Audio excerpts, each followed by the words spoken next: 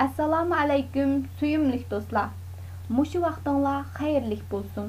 Tövəndə huzuringlarga Ahmadjon Qurbon Sabirning Bog'van bovam nomli kitobidan Doppa nomli bolalar hikoyasini huzuringlarga sunamiz.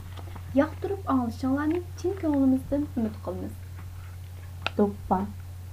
Momam yurtdan menga chiroyli bir badam doppani alg'ash kepti. Doppani momam o'z qo'li bilan tikkan bo'lsa-mu, ancha xushal bo'lib ketmadim.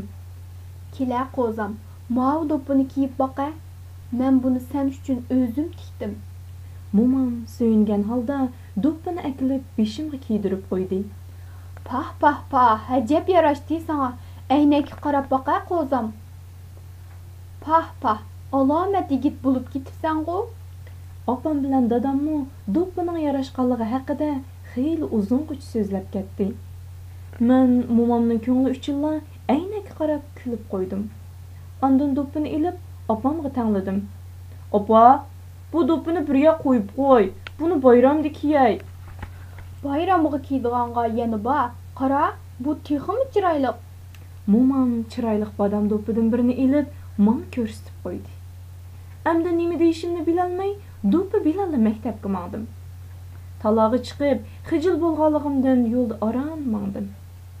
Ko'cha yo'llardan ketayotgan odamlarning hammasi menga hayron bo'lib qarayotgandek tuyuladi. Maktabga kelgandimmo, bolalarning hammasi menga boshqacha qaraydi. Saboqdoshlarim xuddi notanish bir odamga muomala qilayotgandek, men bir yig'izmi gap qilmadi. Birinchi soatlik darsga kirgan o'qituvchimiz bolalarni yo'qlama qilib etib, navbat menga kelganda meni tonimayotgandek uzungacha qarab ketdi. Chochlarini siyriq bo'yab, budri qilib olgan o'qituvchi. Ha, Turg'unjon, uyda birash bo'p qolmagandu deb so'radi. Qanday ishdaysiz? Biror ko'ngilsizlik deyman. Biror og'rib tortib yoki Unday ish yo'q. Amsi og'u doppa. Muallim savol nazari bilan menga tikildi. Muallimning gapiga g'ushida achchig'im keldi. Boyqi xudiksirashlarim nalagidir g'oyib bo'ldi-da. Bu doppani momam o'z qo'li bilan tikib akaptikan, shuni kiyib oldim, dedim yurakli holda. Biroq saboqdoshlarimning pixildab kulishlari, o'zaro pichirlashlari xeyli uzungacha to'xtamadi. Tanaffusda ba'zi bolalar meni o'rib olib, turli savollarni so'raydi. Hey, san'at maktabida ishlayapsan nima? Qurboniyat keldiganga yana uzoq vaqt bor tursa, nimishqa do'ppi kiyib olding? Bishingdan chatoq chiqmagandu, do'ppi kiyibsan-ku. Voy, ma'uning xuddi qiyra odamdek do'ppi kiyib olganini qara. Naq sakroliq o'xshabsan jumu. Ha. Do'ppingiz sizga bek yarashibdi. Haqiqiy Uyg'ur bolasiga o'xshabsiz. Kulayotganlar kulgisini darhol to'xtatib, ovoz chiqqan tarafga qarashdi. Gap qilgan o'g'li shay edi.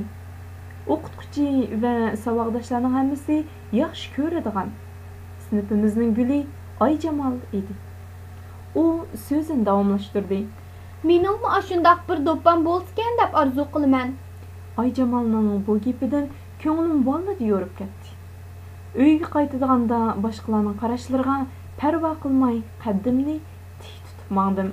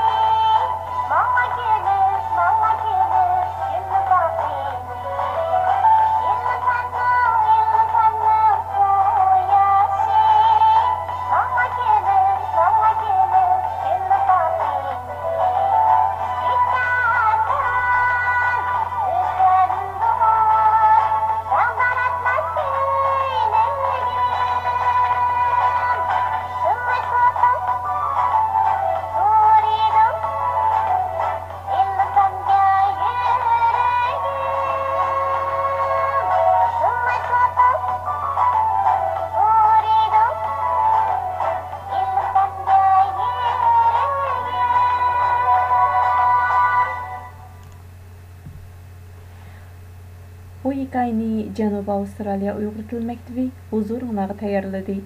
Yana bir qitim ko'rishguncha omon bo'linglar. Xayr xo'sh.